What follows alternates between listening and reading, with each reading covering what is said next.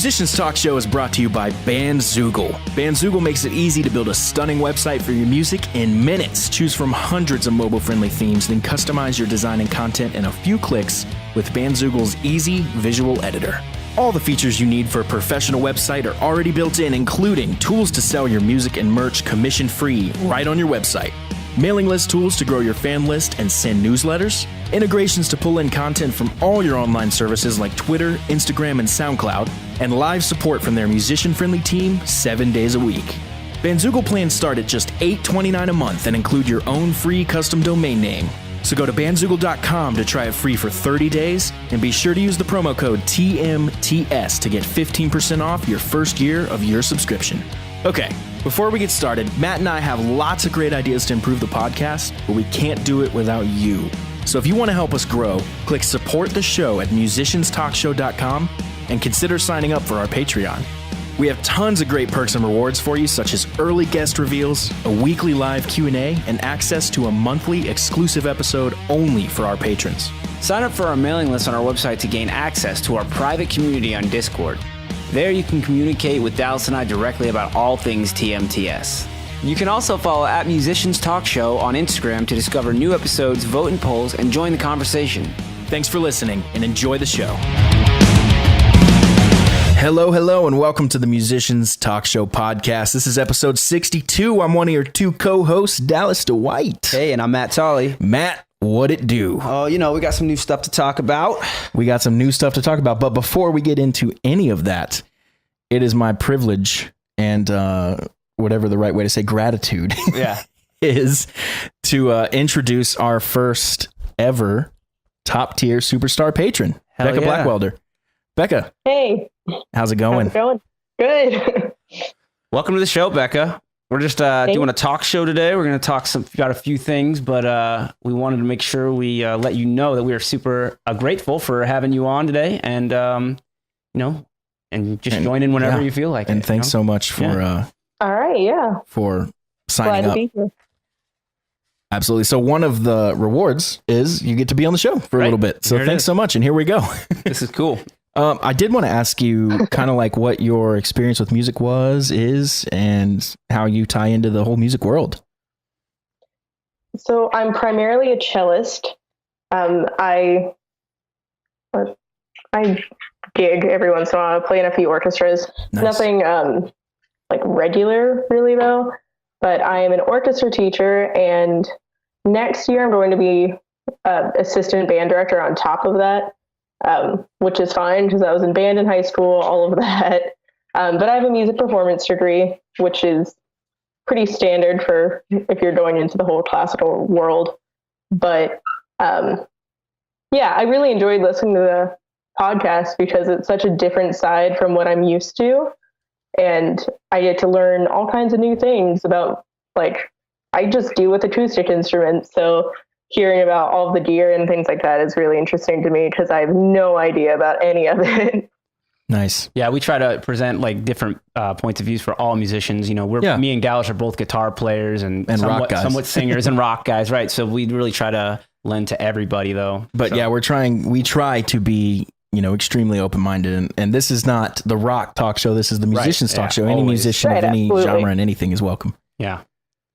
Actually, it's better. It keeps us on our subject more of being a musician and not necessarily the details of our instrument or our lives even. It's more about the overall experience of living in this world as a musician nowadays and how much it's changed and how much it is changing.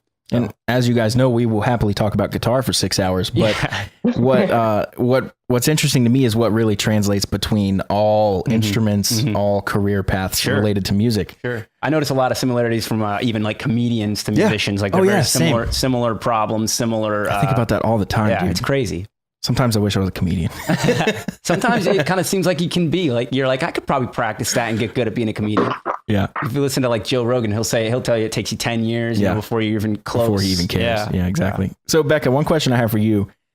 What are some challenges about teaching a classroom music, which to me, requires more than other things, individual attention, et cetera, as we all know. So what are some of the challenges that come with that? It's very difficult to narrow in on technical issues that students are having. So, like, for example, I work at a high school and a middle school, and the high school, their advanced orchestra, there's 56 students in one classroom. Wow. So it's huge. A lot. Yeah. Yeah. And it's at that point, they have a pretty good idea of, what all is going on. Right. But in some of the beginning classes, it's hard to fix bow holds and the posture that needs to go with it. But this is my first year teaching in a classroom. I did do private teaching. I just graduated from college last year. So I'm still very new to it, but I'm learning a lot. I'm figuring out that it's better to just have them keep playing and making sound than getting nitpicky on technique. Yeah, I could see that. That's interesting. I like that a lot.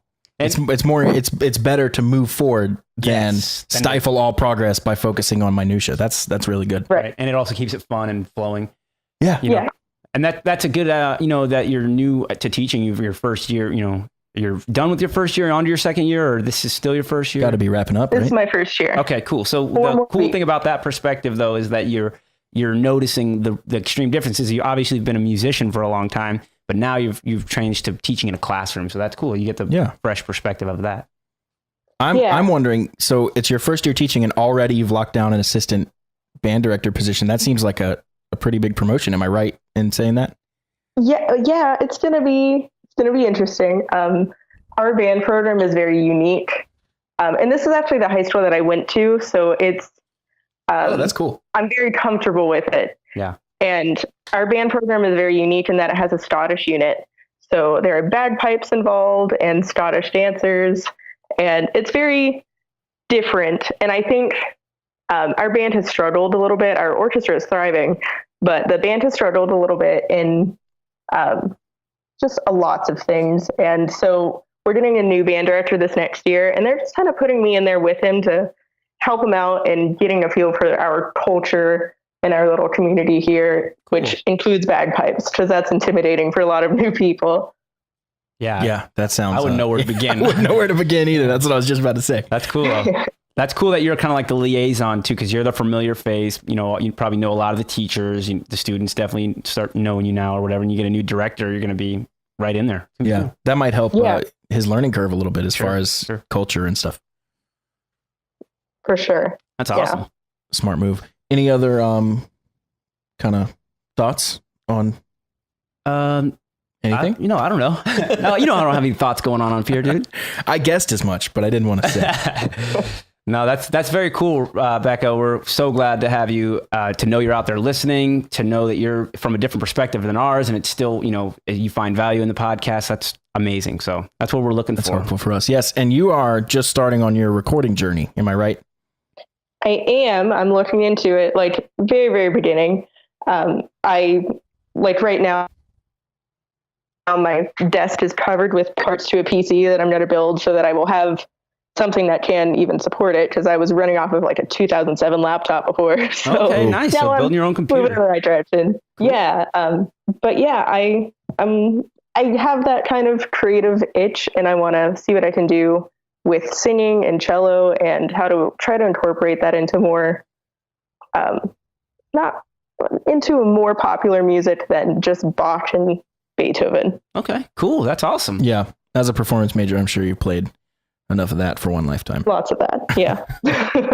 There's definitely to learn on the computer side of things. There's so much, Oh yeah. The software. It's a whole, it's like starting over from zero on your instrument. But it's fun though. It's so exciting, It really is fun to be able to put down your own music as you're writing. I mean, when we do the concept album and stuff like that, we can just sit here and put down ideas and take what we want. Yeah. And what I love is you get one idea down and it's like, well, I'm not sure if this is going to work, but let me put it down. Sure, and then we step back literally and hit play and listen to it. And we're kind of like, that sucks. Take that out, or whatever it is. It's awesome having an undo. I mean, it's a really good way to audition stuff that you wouldn't have the chance to do that if you were in a live setting, like with your bandmates or orchestra mates. Even 20 years ago, like the process of like trying to write a song or demo out a song, record and get all the pieces together was using tapes. It was like a dual tape recorder is what you hear a lot about.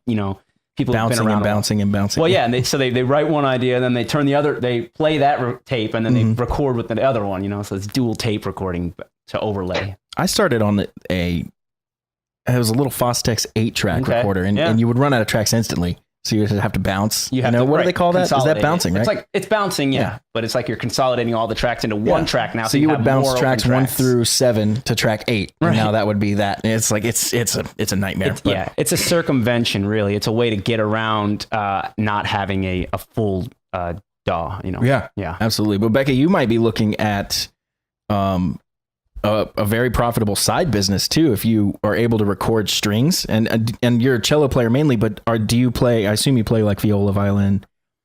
Yeah, viola, violin, bass. And being a teacher, I have access to all of those and I don't have to buy them myself, which is really nice. Yeah. So you can absolutely create a thriving business. I mean, I'm a composer myself, and I know there's thousands of us that are always looking for live string players to play on our stuff.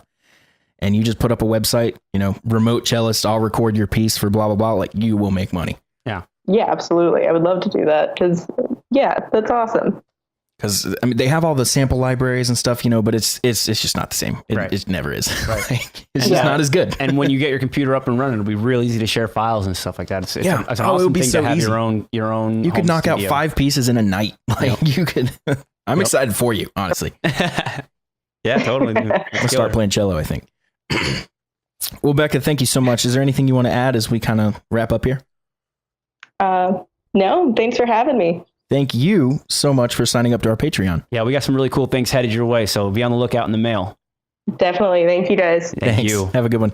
And there you have it. Becca Blackwelder. Thanks for being on the show again. Yeah, if you become a top tier patron, you can also come on the show and say your piece. Let us know who you are. A ton of other cool perks as well. So head on over to musicianstalkshow.com/Patreon to check out which tier might be right for you if you're a fan of the show. So that's awesome. One really cool thing about the Patreon and the email list that we've been doing is the Discord. Yeah. So we're cultivating, and we've cultivated so far a pretty good little community. Yeah, that's what we're trying to do. We want a place where anybody can go and ask a question at any time. Just like yesterday, you want to explain what happened? It was kind of a cool thing. Yeah, someone, Becca actually. Yeah, Becca was piped up in the Discord and said, "Hey, I ran into this situation. We don't need to go into the details. It doesn't really matter." But she said, "I ran into this situation. I'm looking for advice, basically." Right.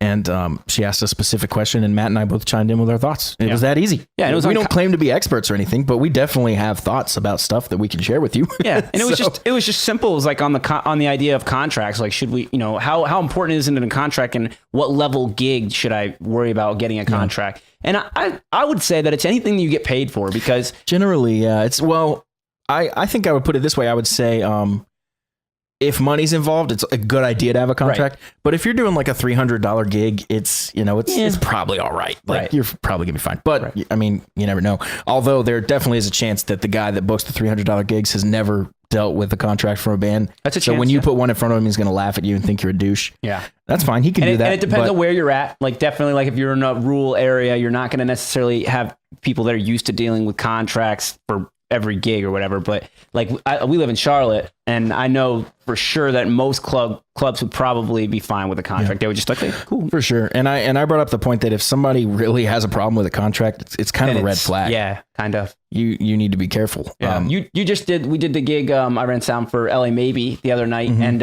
they even gave you guys a W-9. That's pretty standard. W-9 contract, everything. Yeah. So that just covers the venue's basis, so they can say, hey, we paid X amount for live entertainment, so they can then write that off their taxes. And all right. Okay. But we know a little bit about that. It's not like we're superstars or anything. We haven't done giant contracts, but we're definitely not lawyers. But we're definitely pro contracts. But we are in the thick of it. Like, we can say that, right? Yeah, exactly. We deal with this stuff pretty much every day. Exactly. But and it's actually funny.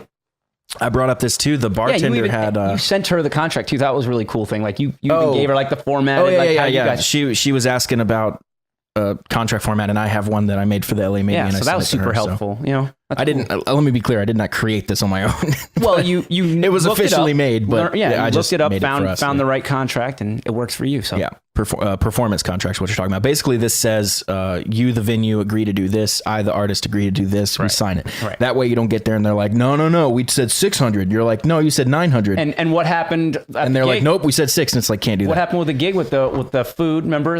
So we had, and most bars will do this. They'll give you the money and then they'll say you have plus, X amount of tab. So we had a $50 tab, which means we can have $50 worth of food and drink on the house.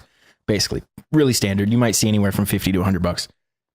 So we go up at the end of the night and the bartender's like, cool, you owe us, for your food and stuff. And we were like, no, we have a tab.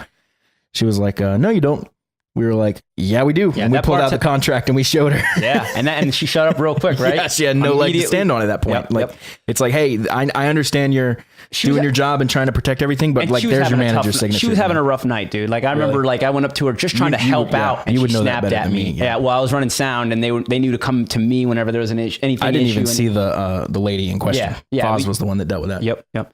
So, yeah, she was kind of having a rough night anyways. I remember going up to her and trying to just help out. There was somebody who'd been sitting for a long time, and she was sitting next to me, and I didn't know maybe she was being misinterpreted as like being with me. Maybe somebody thought she was with me because she was sitting right next to me, but nobody was serving her. Like there are people walking right by her. She's like trying to wave to them. And I'm like, well, I'll see if I can get the bartender to send somebody over. And I went over to tell the bartender that this girl needs a waitress. And she said, I can only do so much, honey. And I was like, all right, well, calm down. I'm just trying to help. I told her that. I literally said, I'm just trying to help. And she said, I'm sorry. And I'm like, yeah, all right. So you're not going to do anything. I got it. Good service. Yeah. So then anyways, when I heard, cause I had left before the bill was taken care of or whatever. When I heard that, I was like, well, makes sense. That girl is that's what she was dealing with all night. So yeah, we still owed $55. Really? After all said and done? Yeah. Wow. It was so funny. Foz and I are looking at it.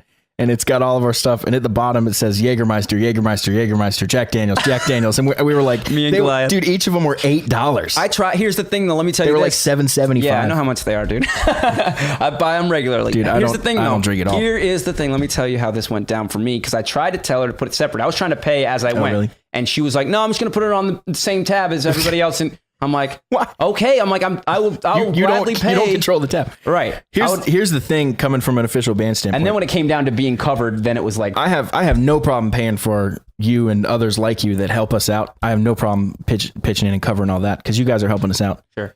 But Goliath should add his own tab. But to be fair, he covered all of it at the end. He sang like a motherfucker that night, dude. He was amazingly on. I don't know if you felt the same way, but I thought he was really on. I thought it sounded good. Yeah. Yeah. I thought my ear mix is a little different. Sure. He's usually lower than I would like him, but I can't give him any more juice. What I'll say though is I think that he's getting more comfortable in front of crowd. And this is everybody's, all the time we're working on this. We're all trying to be more relaxed on stage. Conversations about it. Oh, they're going to say confidence. Well, no, like it seems like his confidence was up. He was singing. He was, working the crowd. I thought it was good, man. It's really funny you say that because he was before the show, he was saying how bad he felt, and he was just like, this is going to be rough. the shamefulness you feel, Goliath is our singer, by the way. Yeah. So, but the negativity you feel like maybe about yourself is the push. You got to remember when you recognize that you're not as good as you could be, that is the push that's going to get you to the next level. It's that, it's going to give you the motivation to be better. That it feels terrible at the time. Like you're like, man, like when you're watching your footage back or something, you're like, man, I should have been moving around more. I should have been. That feeling, that's why watching tape is so important. That feeling takes you to the next level. Like literally, you don't want to feel that way. So you're like, I'm going to step up my game. Yeah. And then you show up in the next performance and you're ready to kick ass. It's almost like, did you say shame? Is that the word you use? It is a shamefulness. I feel like you let down the crowd almost. That's what it feels like at least. You're like, man, because now you are an audience member to your own performance and you're like, oh, this is not fun to watch. Dude. This sucks. Well, and that's the thing. It's hard to put yourself in that position, but footage, I'd call it game tape. When you watch yourself play, it's not like a glamorous shot. This is not what we're talking about. I'm running sound for you guys. Oh, yeah. I'm just holding it up just so you can hear it. That's all you need. And look at it. And this is not like, I'm not trying to get pan shots. I'm not trying to, make it look glamorous. Right. It's not an art. It's not going to be a video for anybody else. But for band footage, it's super important for everybody to watch it back. I think that fully. Yeah. Some people don't believe that. Some people go with I don't want to look at myself. I'm just going to be myself. Yeah, that's stupid. Here's a question. It's not stupid. It's just one way of looking at it. There's comedians the wrong way. a lot. There's comedians that comedians don't do say that a lot. They don't want to watch themselves. Yeah, it's rough, but I think it's probably necessary. It is important for growth. I don't think you have to watch everything all the time, but every now and then check in and be like, okay, yeah, I definitely need to personal growth. Hit the gym. You'll see your personal growth go miles when you actually are watching yourself and observing yourself from an outside point of view. I was going to ask you after I yawn, dude. Why do I yawn every time we hit record? That happens. We should have a name for that. What effect that is? It's podcast. The podcast effect, brain. The podcast yawn. What I was going to say. So how do you deal with? And I don't know if you have dealt with this. I definitely have. How do you deal with? Me and you. We look at the game tape and we see ourselves and we go, "Oh, that's not good. We got to fix that." Right. Self-awareness. Yep. How do you deal with someone that has none? They look at themselves. You're both looking at the same thing. I'm looking at myself going, "Damn, I'm awesome," and you're looking at me going, Dallas sucks. We got to really work on some stuff. Right. And how do you approach me? Because I'm thinking like, dude, I killed it. Great show. I'm just oblivious. Yeah. The only thing I can say about that is you want to make it on them. Don't make it like some kind of direct order. Like, hey man, step up your game. That's not a motivational. Sometimes it can escalate to that though. If it's been like weeks and weeks, show after show, nothing gets better. You're like, dude, come on. Like, but I would say that the better if it works out this way, if you can do it this way, I think the better method would be to just show it to them, right? Like if somebody refuses to watch it, that's a problem. You know, I'm saying they did watch it. They think they're awesome. They think they look great. They think they crushed it. Maybe just make subtle. They're basically just completely delusional. Maybe you give them pieces of what they could do better, and don't give it to them all at once. Like if they suck completely and they got to work on this, and this, maybe just give them one thing to work on. See if they fix that. You know what I mean? And I don't think we put ourselves around people, like we try to put ourselves around people who do feel the same way about things as we do. So that way, like when you do say something like, hey man, maybe more, jumping around or maybe more moving around, like you're just kind of standing still. If they don't agree with you, like if they think, no man, I'm standing still is cool. Look how cool I look or whatever, right? Like that's what you're kind of saying. They're oblivious to the truth or oblivious to, what people think. Then that you're not going to get along with them very well. I feel like that might run short, Does that feel right? I don't know. Yeah. I'm not saying like you're the wrong guy, Right. It's weird. It's a weird thought. I just don't know the best way to deal with someone who's delusional. It's like, yeah, I did great. It's like, dude, you didn't. Yeah, listen, you did not. Listen, man, watch some pros. Maybe they just need specific, like, oh, well, here's A, B, and C that you could, I don't know. How we watch like lots of videos of musicians we like and like we really follow that stuff. We like look at live footage, obviously, like all this stuff, right? Maybe like those type of people aren't exposed to professional shows, maybe like because I'm just trying to figure out where the lack of I'm awesome. You know what I mean? Where does that come from? Like, is it delusional or is it that fact that they're just not exposed to as much professional quality shows? Sometimes people might think they're just awesome just because they're on stage and there's a light on them. You know what I mean? Well, yeah. Like, I look great. Look at that blue light. It's like, dude, you're missing the point. Right. You're standing stock still and you're missing notes. And you're dressed up and you're right. You're all, maybe. Yeah. I mean, I don't think anybody we know, we really have a problem with this. I don't think that's an issue, but I could see somebody running into this. Yeah. I don't know. Yeah. Delusion. Interesting thought. The delusion illusion. That is a good band name. Delusive illusion. Dude, here it goes again. Good God. Yawning. Something we were talking about, this has come up in my own band several times lately, but and we're shifting gears here, by the way. If you are an artist offering merch or a podcast on Patreon, offer anything that offers things to your fans for money, offer things at different tiers. Yeah, all levels. Like because there's a casual fan who will just maybe buy your CD for $5 on the table, and then there's a fan who's going to buy your shirt. That's $25, $25, whatever you charge. Then there's the guy that comes up that works for Bank of America and he buys the fucking leather jacket you had stitched up. He buys the $250 leather jacket. And that's nothing for him. Yeah, exactly. and you just have to. It's good to know that there are lots of people out there with all different budgets, and just make all your merch good. Because think about it this way. Make all levels of it. That leather jacket is expensive to make for you, of course, but you only have to make one, really. Yeah. Yeah, you don't need to make 20 leather jackets and bring them all with you. Make one leather jacket that's like mid-size or large. But that guy that dropped $250 on the leather jacket, if you didn't have it, what was the next highest thing you offered? Right. Was it the t-shirt at $25? Because then you just lost $225. Exactly. You didn't even know it. Nope. It just walked right out the door. You didn't even know you lost it. It's a really good point. And also I think adding variety to so just not just one t-shirt, but having multiple t-shirts. And obviously when you start out, you're going to have one t-shirt and you're going to just keep to that because you're still building a following, whatever. It takes money to build merch. So at first you're going to have one thing, you know. Oftentimes that's the CD. And for us, it actually was the shirt, which is kind of funny. Same thing for us too. We don't have a CD yet, but we have a shirt. And you know what? I went with really simple one color with our Prep and Barium shirts, but one color, and then we did multiple ink colors. So you could get a red print or a purple print or a white print. Right. So the Jordan cool wears thing it about everywhere, that dude. is that's the same screen. That's awesome. She's repping hard. Hell yeah. So she loves it. She said it's super soft. So whatever you did. That's what we were talking to the Mad Park guys, and they're the ones who are doing our TMTS shirts too. Mm-hmm. They are switching to those shirts now. Those softer, just across the board. They're brand new. They're $1 more. They're a new style that they were able to get now, I guess, through their company. They're only $1 more. And it makes so much more sense because instead of those Gildan, which are, you know, dependable shirts, but they're a little rougher. These Canva shirts are really awesome. And so if you want to get those for LA Maybe or anything like that, totally doable. And what I was saying though too is one color is awesome because it just takes one screen. You don't have to do multiple overlays, right? You just do one color, one screen. You can change the color or whatever you want it to be. Yeah. And then you have different options. Done. Like just having the difference between having a red, purple, white, and gray versus just having a white one. It looks like you have a bunch of different shirts. Exactly. Even you when have it's options. Not, you have options. Yeah. But that's also difficult, I will say, on that side of it, because I did this. You have to get multiple sizes of every color. And, you know what I mean? It takes a lot of planning out. Yeah. You need to get a lot of inventory. Never mind. I was going to say it would be cool if each size was its own color, but then somebody who wore a small might really want the red and hate the white. You know, it's whatever. So we just made a bunch of every color and we sold 100 shirts, dude. Like they're gone. Like it's pretty awesome. Yeah. It's great. $20 a piece. We sold them for 15. We're trying to get our entry level fans a good deal, you know, because mainly who picked them up were our friends, you know what I mean? So we're just giving everybody a deal, and that's double still what they cost us. Mm-hmm. So it's great. It's 100% profit. Yeah. Exactly. That's pretty good. It's good. There's pretty good profit markups on things like shirts and CDs. You know, you buy the CD for like 98 cents. And then you sell it for $5. And that's what you should be looking for in the very beginning. You should be looking for the deals. I am actually considering the CD Baby deal they have where they sell you a sticker with a downloadable code for the single on the back of it. And those are for 200 of them. Kind of like a hard copy. Kind of, yeah. So you get a sticker you can put on anything, right? You don't, whether you use the download or not, doesn't matter, right? Oh, I see. The sticker's $1 and it also has a download code on the back. So you're paying $1 for a sticker, but you get the song too. And those are $88 for 200 of them. Which is a pretty good markup. And if you buy more, the deal goes up. You get a better deal. Stickers, it seems like, are something you give out for free pretty much, though. It's tough to sell a sticker. Yeah.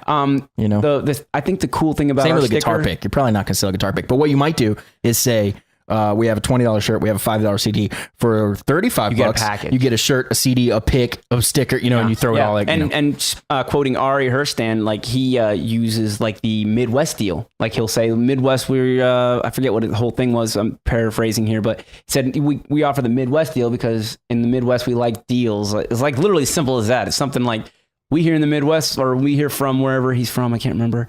He's from New Hampshire, something weird. Like I thought it was like Chicago. I don't know. I don't think it is. I think it's from more small town. He said we like good deals. Minnesota. He's from Minnesota, right? He's from Minneapolis. Yeah. So area. I guess that's not that small town, but yeah.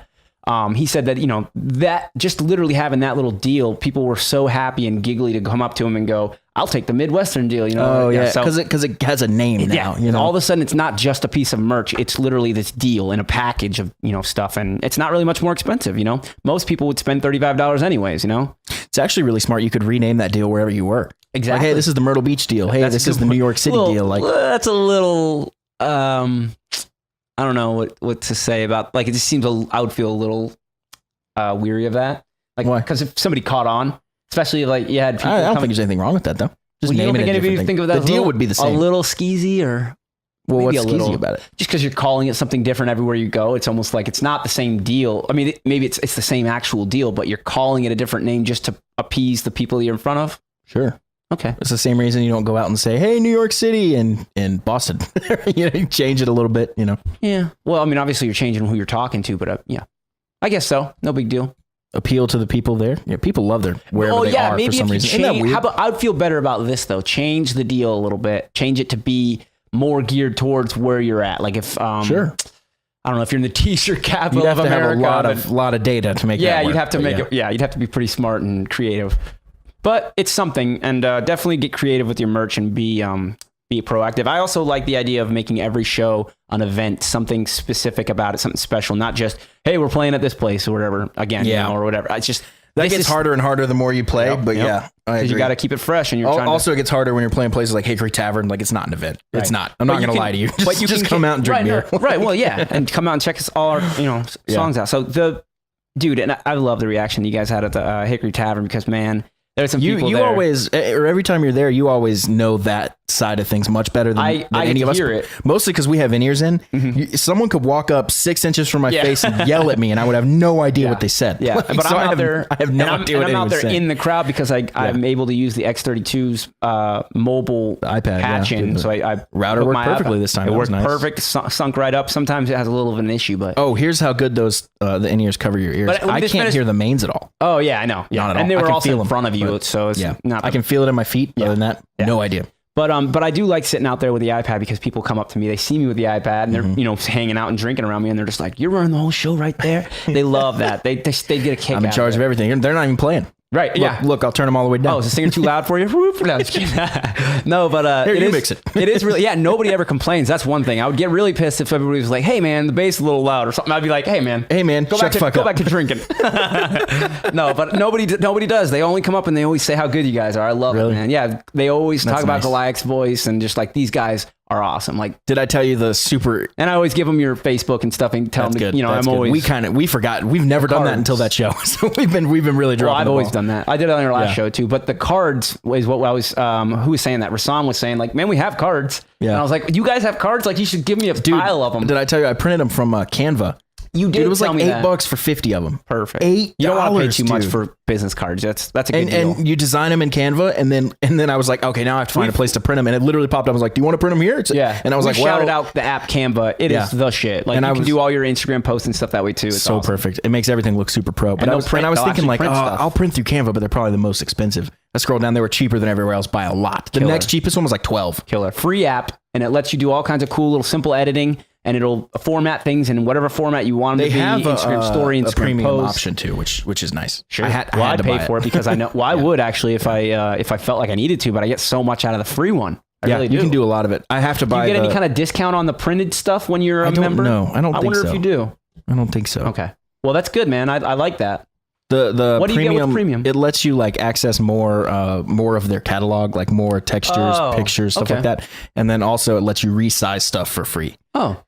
Well, I use which is something I do a lot. Every show I have to resize stuff. So it's like, and we have a lot of shows. So it's like, God, I have to buy it. So it's $13 a month. Yeah. Check out Canva if you guys haven't already. It makes it like, I could do all of it in Photoshop, but this is just so fast and easy. Yeah. I do it all on my phone now. I used to do it on my iPad, like break out a graphic. I have a graphic editor that I use or whatever. And it's the full blown, like, you can do all kinds of things. That is a lot for doing Instagram stories. I don't need everything that thing has. The Canva app I can do right from my phone. I don't want to make this a Canva commercial. It's so nice. Anyway, Canva. Shop better. I don't know. Whatever the slogan is. I don't know what the slogan is. Canva. Design it. I don't know. Anyway, one thing that I was going to say while we're talking about different tiers and stuff that bothers me that I've seen in people is assuming everyone else thinks like you. Does that bother you? Like, for example, like something you really like. If I suggest to you, hey Matt, we need the Musicians Talk Show leather jacket, and you go, nah, no one's gonna buy that. I would never buy that. Yes. Like, incorrect. Someone will definitely buy it. Right. You might not. I definitely wouldn't. You have to think outside of the box. Yes. And I'm not buying leather jackets, but I'm also broke. So I'm not the kind of fan. I'm not the kind of fan I'm trying to market to. You're not in the market. Because I'm a struggling musician. I don't buy leather jackets. But as soon as you do that, you're losing money. Exactly. You're missing out on money. Yeah. You have to think everyone. Okay, who's got $1? Yeah. All he's got is $1, and he's really digging us, and he wants something. Like, I will take a sticker, whatever. You know, $5 CD, $10 signed poster, 11x17, a nice one. Yeah. $20 shirt, $50 some sort of package, $80 I don't know, a hoodie or $50 whatever. Yeah, just $60 probably for a hoodie. $80 hoodie. Don't buy that shit. I've paid $60 for a hoodie when I went to a show and it was freezing cold, and I just that is hilarious. I was unprepared, and luckily I liked the band. Yeah, but I paid $60 for the hoodie. It would be so much funny. It was a really nice band, hoodie. But had to buy the hoodie. Nah, I wouldn't be at a show. I probably wouldn't have bought it. I would have just froze to death. But the one thing about the hoodie was really nice is it had like extra pockets, like for your iPad, like iPhone or iPod. a little slot, and you could run your headphones through it. So it was cool. It was a nice hoodie, but it was $60, and I'm sure the band was super stoked to sell it. Actually, I know they were. I talked to them. They were cool. 60's a little steep, isn't it? It's steep, but I mean, you're supporting a band, you know? If you're like a touring 40, band, I could say 60. 40 is probably standard. 40 is pretty standard, I bet. I know you could get them 50 if it was super nice too. I know you can get them, I think, for $15 through Mad Park. They'll print a one color thing on them for pretty cheap. Maybe you're 20 out the door. $15 a piece or something? Yeah, for a hoodie. And I mean, you know, they're not cost. Yeah. So then you sell it for 40, 100% profit. Yeah. Is 100% profit a good standard for merch? I would say if you can make double what you put into it, so you can pay yourself exactly what they paid. Or no, sorry, exactly double what you paid. So if you spend $800, you make what you paid for it, essentially. Plus times 2. No, but I'm saying like you take home profit what you paid for it. So if you're paying $15 to $20 for a hoodie and you make it so that way you make $15 or $20, it kind of makes the math simple. It's like, so you return the 20 and then also bring home another 20. Exactly. So then you buy 2 hoodies and then you just keep doing it. And that is the move, man. That's how you build up money quick. Yep. Merch is great. It kind of just keeps paying for itself. And then pretty soon you have a really impressive merch table. That's something too. I hate to keep harkening back, but there's so much good stuff in Ari's book. That's what he says too, is like just to keep turning it over, you know, like keep putting it back in. And then eventually you go, okay, now I've got this much money. I can do this with it. And you put it back in, you start over. That's one thing, back to the beginning. That's one thing we had talked about for the LA Maybe is merch money is just merch money. Yeah. It's just going to keep it. As soon as we sell all the shirts, we buy more shirts. And this time we buy guitar picks. Until you get to a certain amount of money, like whatever you're trying to get to, like you got this goal in mind that you're trying to pay for this or something, right? Mm-hmm. And then you take that money out and you start back over with the merch. You get just t-shirts or whatever. And I don't know. I imagine, because neither of us have gotten super far in like having a giant merch collection. Yeah, like, not at all. I imagine it gets easier to start over. Like you're like, okay. You know what I mean? Like, or maybe it gets to the point where you're just reordering shit, and like the company knows you, and they're like, "Sure, we'll get that out to you." Right. We got your address. You just literally click reorder and the number. Yeah, yeah. Mad Park have a lot of those companies. Really good for us. We've been using bands on a budget, and they seem to be good at that. I'm about to place my first reorder with them, so I'll let you know how that goes. But cool. Yeah, awesome. Are you guys going to do the same shirts? Or are you going to get different stuff? We're going to get the same shirts. We ran out of XLs. We don't have any XLs left. It's crazy. We did the same thing. We ran out of XLs really fast. We had a bunch of people ask for double XL. Yeah. And we never had those in the first place. Yep. So it's like, shit. We have a fuck ton of smalls. We got to get bigger shirts. I forgot we're in America. And we bought the girls' shirts, the canvas shirts I was telling you about, and they ended up being really small. So they're hard to sell because you got to be a mini person to be wearing those. And it's always a little shitty because like this clearly dad and his daughter walked up and they were, heavier. And he said, we were like, you want a shirt? He's like, definitely. Let me get a double XL. And then me and Foz had to be like, we don't have double XL. Yeah. Sorry. Yeah. So next time, that's a little awkward. I learned that same lesson actually. Same exact thing. You got to get some bigger shirts. 3 times. Now. Yeah. The biggest one we did have custom order because when we ordered our shirts, we kind of reached out to people to see who wanted one first. We did end up having a 4XL made. That's epic. That's a big one. Let me get one of those. Yeah, man. It's a blanket. Wear it like a dress. Yeah, I could sleep in it. Anyway, sleeping bag. Cool. That's enough about merch and stuff like that. But offer different tiers for your fans because you'll be surprised at what people will pay. Absolutely. What people you run into. Exactly. Don't use yourself as the benchmark.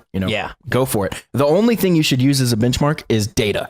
If you say, keep an open mind, you buy 100 shot glasses and you cannot sell them. Well, now those don't sell to your fans. Exactly. Now it's a trial and error basis. But you can't guess. Yeah. You need to try it and see. Exactly. And there's really no other way than to just try it. So earlier we were talking about pedal steel. Did you want to talk about that anymore? Sure. Yeah. Just that I did a little music video help out basically. They were shooting a music video and also it turned into a performance. But the pedal steel player for this band, man, I just really hit it off with him. We were talking about vintage guitars and stuff. And I've always been interested in pedal steel. I've always wanted to get one. I looked into them. And there's kind of a weird thing, huh? Not me. I know you're not a big fan. That's all right, though. I don't like the banjo, and I know you love it. So no, not a banjo fan either. All right. So I thought you did like banjo, no? I think banjo's pretty stupid. Oh, okay. Well, don't tell him that because he plays banjo and pedal steel. No, actually, I don't mind either of those instruments. But what does bug me is when you write a song and then you want it to be a country song, so you just add a banjo line, and it's clearly not a banjo line. You're just like plucking out a guitar line on a banjo. It's like, dude, there's lots of other bands that aren't in that genre that'll do that. They'll try and like, I want my song to sound more country. This one has to be country. Grab the pedal steel, grab the banjo, done. Exactly. But everything else sounds rock. It's like, dude, no. Exactly. But I do love the sound of it, and he was a really good player, and he just knew he had really good sensibility and where you should be in the song. And I love I don't know, I've always loved it. And anyway, so we started talking about the one question I've always had about pedal steel and lap steel guitars is why are Gibson Les Pauls, $3,000 to $500,000, depending on obviously what it is. And then pedals. I have the $500,000 one. Yeah, sure you do. There it is. Scratches and all. Yeah, sure.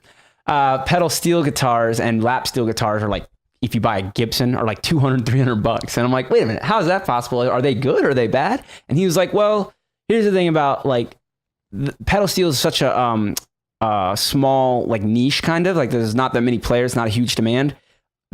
Those players go to the people who only make lap steel and pedal steel guitars. That's their specialty. Gibson is not a specialist in pedal steel guitars, you know. And I think actually they don't even make them anymore. So it's literally like if you buy one, you're, you know, parts and I don't know, whatever. But he was playing like a Zuma. I forget Zuma something, but yeah, I don't know. Anyways, the first thing. He like we talked a little bit and gave me his number and he said if you want to buy one, let me know and I'll help you like figure out which one's a good one, like and for a good deal because there are bargains out. He said there are really good bargains out there, but you just got to know what you're looking for, you know, like what you're actually. Anyways, I think we should have him on as a guest. He's Jim.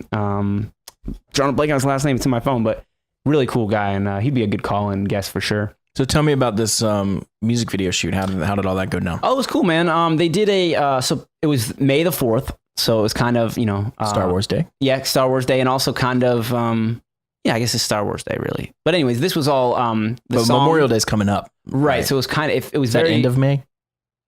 Yeah, in the middle to end. Oh, by the way, not to cut you off, but happy Cinco de Mayo. Oh yeah, happy Cinco de Mayo, man. We meant to say it and we didn't. Yeah, it's also Sunday it's not Cinco de Mayo when you're hearing this, but right. Obviously tomorrow today. it'll be 6 de Mayo. This is coming out May 6th and today is May 5th. So whoop. Yeah. So anyways, back we're fucking wasted over here drinking Cinco de Mayo. Not even true. So yeah, the music video shoot was great. It was a tribute to, I want to say her dad or her whole family's military. So this song was a military themed song and it was really emotional and all that. But they did a music video shoot and then they had people come later after the shoot was done and they had food catered and everything and everybody hung out and listened to the performance of the new song along with like cover songs that everybody was digging and stuff like that. So it was really awesome. Practicing Can't You See? Yep, they did Can't You See? It was awesome. It's a good song. Yep, they did a lot of good stuff. She's a great singer. And I don't know, I really enjoyed the band. They were awesome. And I just helped out. So perks of the Playroom, putting in some extra hours, knocking money off the rent. That's awesome. Yeah, man. So that was great. Here's something I posted in the Discord. I never got an answer from. Let's talk about this little thing. Why, and this is a real question, why do people hate on Greta Van Fleet for sounding like Led Zeppelin, but nobody brings up Airborne sounding like AC/DC in a negative way? Yeah. Everyone knows they sound like AC/DC, but nobody hates on Airborne for sounding literally exactly like AC/DC.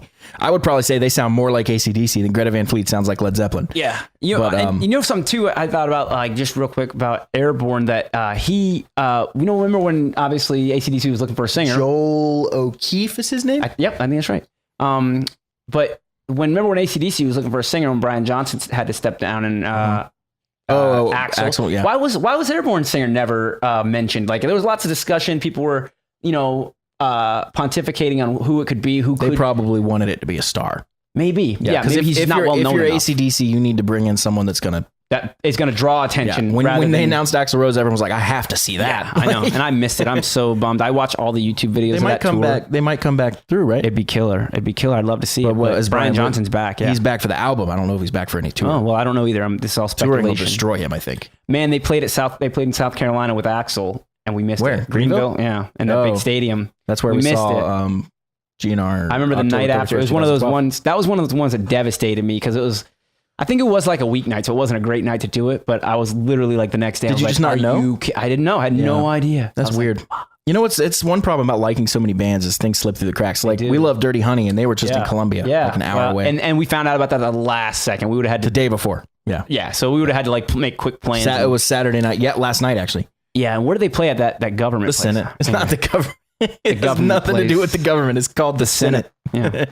Well, it sounds like the government. I see your confusion though. Yeah. So anyways. But it's a big music venue attached to the tin roof. Okay. So now let's get back to what we were actually talking about with the Greta Van Fleet and Airborne. All right. Here's my, you go first. No, you go first. Okay. My thing is short and simple. Social media wasn't really around when Airborne got started. Their first album was 2007. Facebook came out in 2007. Took a while to hit. And it definitely wasn't a part of mainstream culture until I would say probably the last 5 years. That's a good point. Like as far as like really like social media is culture. Airborne the last was 5 years. I remember they were in a bunch of video games, maybe like a couple maybe, but that's how I first found out about them actually, is I heard them in a video game in the background. I was like, oh man, they're killer. So I'm thinking they kind of came along and slipped through the cracks because no one was able to bash they're out them of on Twitter Australia, whatever, right? You know? That's it. Same as AC/DC. And Jet. All Australian bands apparently sound the same. Yeah. So my one thing I guess I'll say is that I think Greta Van Fleet's young, and so they are attracting a lot of attention. Just the fact that they're young and good, like so. There's that alone, right? They also have a solid fan girl base, right? Because they're young, cute dudes, right? Exactly. So they have that. They almost appeal. have the boy band thing going. Exactly. And I think that's what gives them the attention. Weird. That's what gives them the attention that Airborne doesn't get necessarily. So Greta Van Fleet is almost held to a higher standard, or. You know how like the more people like something, the more potential there is for other people to not like it. Yeah. Exactly. So that's how I was. So it's annoying. Exactly. So I recognize that trait myself. It's a natural instinct, I think, for most humans. If everybody's called hipster syndrome. Yeah, it is. Dubbed by me. Yeah, it is. Though it's like that's exactly what it is. I liked them before they were famous. That's the slogan. Mm-hmm. Which was literally the case for me. And then once they're famous, then you're like You know, it's like now I just feel like a part of the crowd. Now everyone ruined it, yeah. Yeah, now I just feel like I'm a part of everybody, you know, or like I just liked it when I liked them for their music, not this phenomenon. One thing I never and will never do, and I really bugs me when other people do it, is I never renounce things that I like. For example, Greta Van Fleet's first EP is what made me love them. Mm-hmm. Everything else they put out, I've liked less and less and less, based purely on musical merit. Right. Nothing with everything else. Right. Simultaneously, all this other stuff happened, and that definitely contributed to me, like in the group as a whole or whatever. But I will never go back and say I hate those songs. Like those songs are great. Exactly. I love them. I feel the same way. Same thing with my buddy and Daniel Kyer, actually, in high school. He was really bad about this. He loved Avenged Sevenfold, like right around the White Album, 2007. I was going to say that too. They had that same problem where they got so big that once they came out with their self-produced. But then when he moved on, he acted like he hated it and never liked it. It's like, dude, you liked it at one point. Why would you now hate it? Like the song has not changed. I can see you getting burnt out. That's the only thing I can think. But I don't get burnt out on music that I truly like. Really I won't love. Listen to it every day, but I will not go back and say I don't like it. Yeah, that's a good point. That's a good point. I haven't listened to Guns N' Roses in forever. They're still my favorite band. Right, and I that's the same thing for me. Is like I'll hear like a song every now and then or whatever, like just comes on a playlist or something, and I still love it. But it's not like I'm listening to the album through and through over and over again, you know? Yeah, absolutely. And I guess that's kind of a safety. I always try not to burn myself out on things like, all right, don't listen to this every day, Matt, because you might not like it as much, you know? Like I try to reserve, I just try to preserve my enthusiasm. I don't really get tired of stuff the same way people do. If it's something I really like, I'll listen to it a billion times and then I'll listen to it a billion more. Yeah, I'll get if it's something that like someone is making me listen to, like I'm part of a band and I have to learn X songs, like I will listen to those too much, but it's not because I don't really like them as much, you know? Yeah, but I'll say that I have that thing where I'm talking about like I try to preserve my enthusiasm, but I've never run into the issue where I ran out of enthusiasm for something I truly loved. For example, real life example, when I discovered the song She Talks to Angels, it immediately became a favorite song, and I listened to it so many times. Mm-hmm. I burned a hole in that CD. Mm-hmm. And all my friends were so sick of it, and I just was like, nope, love it, keep listening. Like, acoustic version's up next. Like we just listened to that song a million times, dude. Yeah. And then through listening to it, you know, you forget to hit repeat or go back, and so you start listening to the whole album. Yes. And then that whole remember we've talked about this before, the one song you like, the song after it. I stand by the best cover band ever that we need to do is a cover band of nothing but the song after the famous songs. That's a good idea, man. So you pick the best famous songs and just play the songs after. Here's where that falls apart. The album is dying, unfortunately. This is, you know, we're would not be successful, but it would be awesome. Oh yeah, it would be really cool. But it would only work in crowds of people who listen to albums, right? You know what I mean? Like anybody who just knows the hits is going to hate that band. I think it's such a novelty idea that it would work based on the idea. I don't think anyone would go for the songs. So what would you call? You'd have to call it something catchy. You would have to somehow, or something. You'd have to think through like a clever name that would sum it up. Yeah, and you sum it up quickly and also be catchy. And it would require like some sort of summary as well. Yeah, I don't think it's a super successful idea, but it is an interesting idea. It would be really fun for like a one-off show. Yeah, it's interesting for sure. Anyway, yeah, that's my thought. If you guys have thoughts on Greta Van Fleet Airborne, maybe we'll put that in a poll too. I'd like to add that. Let's quickly spotlight these. That's a good point too. Or just maybe open question, and have people type in what they think. Because I feel like those are less likely to get replies. You know, reply, guys. There, now they're going to do it. Damn. You just that's all you have to do, you man. just locked us in. Half more a reply. We're going to spotlight a gear here. Oh, yeah. On my way here, I stopped by because I've been interested. Where'd you in stop for these, by the way? Sam Ash. My boys over there. Nice.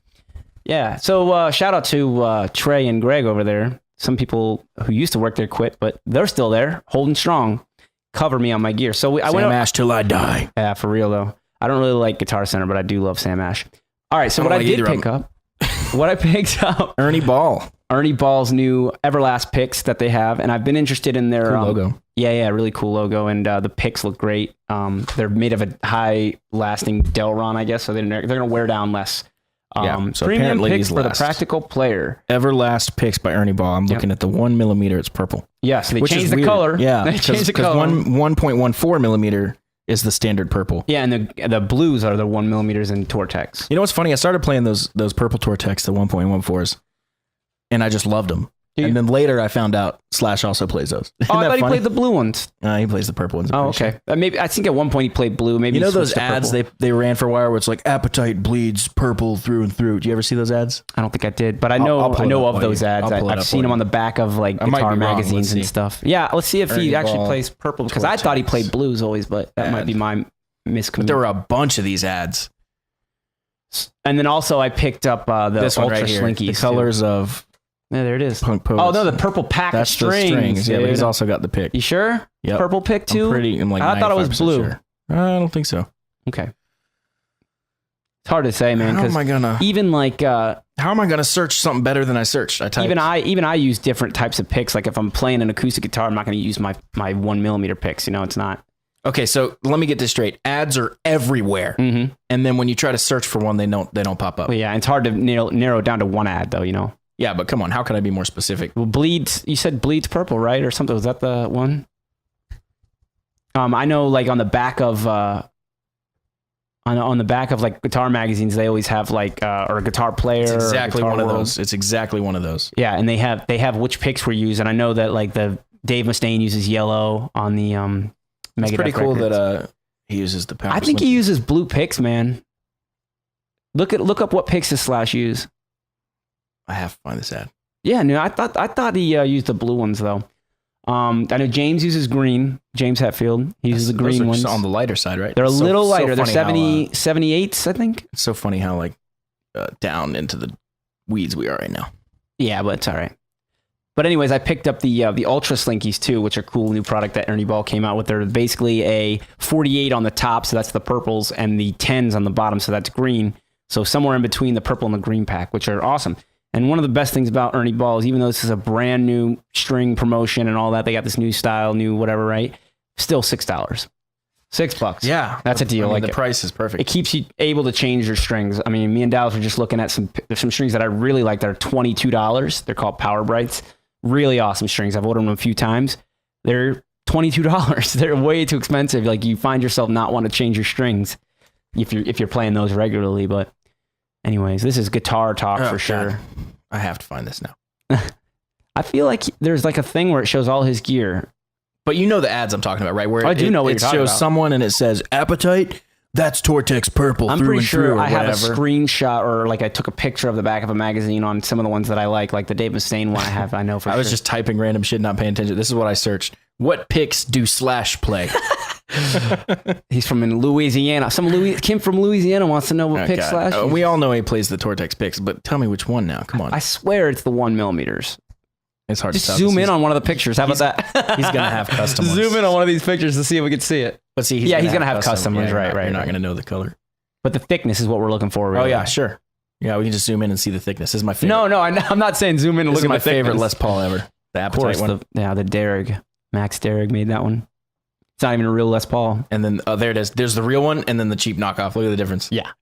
Yeah, there's a difference. And there's some cool YouTube videos where they compare. Hey, listen to us describe guitars on the podcast. Yeah. This podcast is called Talking Guitar. I think it's that pick he plays, but I got to find confirmation for you now. I don't know. It's probably not that important, but it's not somebody knows at all. Message us. Hey, there's my strap. That's a sweet strap. Oh, this is one of my favorite pictures. Ton of guitars. It's just Slash and like 80 guitars, all of his collection, or some of it at the time. That was like in the 90s. But anyway, so I'm going to find this out after the show. Me and Dallas did play on these. Yeah, we just jammed for like 30, 40 minutes. Yeah, played some stuff. We were also checking out his guitar. What is it? Guitar rig. Yeah, we just played through Guitar Yeah, Rig. so that was cool. I don't get to play through that very much, and that's a neat little setup.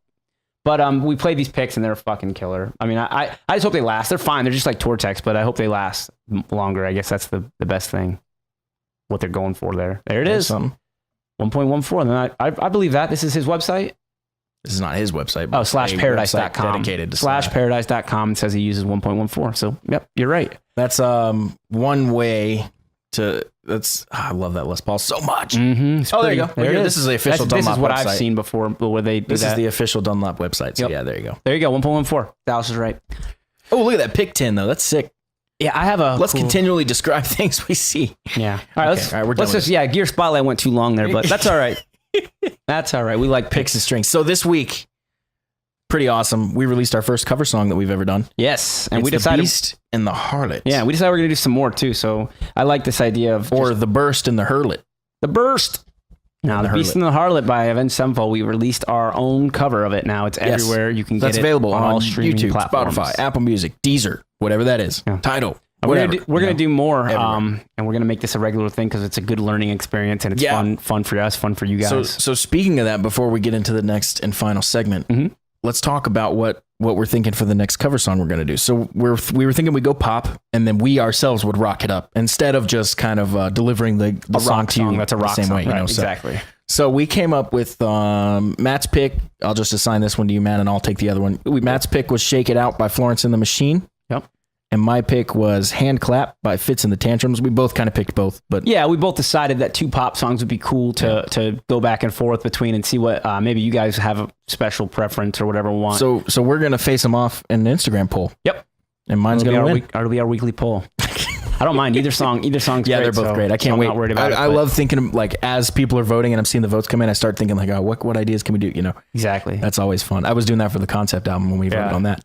So we're gonna put that up tomorrow, right? Yeah. Yeah. I'll put it up tomorrow. What are we gonna do this monthly? We can do it every couple months. I think every 3 months, quarterly. You know. Sure. Yeah. And then that way we have time to work on it too. Like we'll figure out what song we're gonna do here because we're in the middle of the concept album. Yes. We have a regular show every week. Yes. We're trying to grow Patreon. We got a lot of stuff. Both have a band to take care of. There's a lot of things going on. So, but yeah, we're gonna do more of them, and we'll put that to the poll and let you guys decide which one you hear next.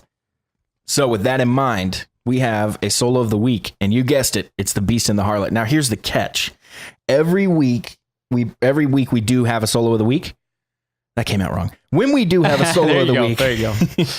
We always get flagged on YouTube because it's audio content that we don't have copyrights to. So what I do usually on YouTube is I chop it out and we just don't have it. Yeah, you have to go listen to the solo on your own. If you want to listen to it on the if you want to listen to it on the podcast on Apple Music, whatever, you get it there. It's on iTunes though, right? The podcast when you listen to the podcast on iTunes, you actually get the solo. When you listen to it anywhere except YouTube. Yeah, YouTube has the pickiest bots, I guess, that pick it out. What we're going to do this week is we're actually going to play me playing the solo. It's note for note. It's the same solo. So you'll get the idea. Yeah, I think it's amazing. You'll actually be able to hear it if you're on YouTube. So yeah, do you want to talk about a little bit about playing it? Because I know like you were talking about some interesting things you found. It's really fun. Yeah, I did what he did and piecemealed it, which I thought was super awesome. I really wanted to capture the same thing he did. Yeah, after we watched the breakdown, we knew exactly what he did. He talked about it, like he went through it all. Exactly. So it was really cool. And I had the solo track so I could listen to just the guitar and I could hear all the little things he was doing. Yep. And we found the actual Revs drums, so all these cool things and stuff. Yeah. It was really cool. It was really fun to do. It was the solo is pretty straightforward. It's fast, but it's pretty straightforward. We were talking about there's use of economy picking in there. There's use of sweep picking, obviously. There's a little bit of that. No, I don't think there's any sweep picking in this one. There's a lot of really fast alternate picking. Okay, yeah. But other than that, no. But it's a lot of arpeggios. One thing I love about Sin, he loves chromatics. Yeah. Like normal guitar player might go up the scale. Sim goes up chromatically. Yeah. 1 2 3 4 1 2 3 4. It's just like it's really cool. It's really nice. Yeah, it's unique, and I mean we hear it in some other players, but I think Sin just uses it different, which is cool. Yeah, and I feel like he was one of the first people to really go like balls out on chromatic. Probably, particularly on City of Evil. Probably, man. I remember when that record came out, man. They were doing so many different things that were unique. There's so many parts of the solo where it's literally just straight, just chromatic, straight up. So cool though. It sounds like it almost sounds like a jackpot ring of a slot machine or something. Yeah. Yeah. It's just so it's like very chromatic, especially on the end where it's like just chromatic falling down, harmonized in minor thirds all the way up too, which is pretty cool. Which is easy on guitar. You just go 4 frets higher. That's it. Done. So even if you're listening on YouTube today, you're gonna get to hear it. So here it comes. Let's take a listen.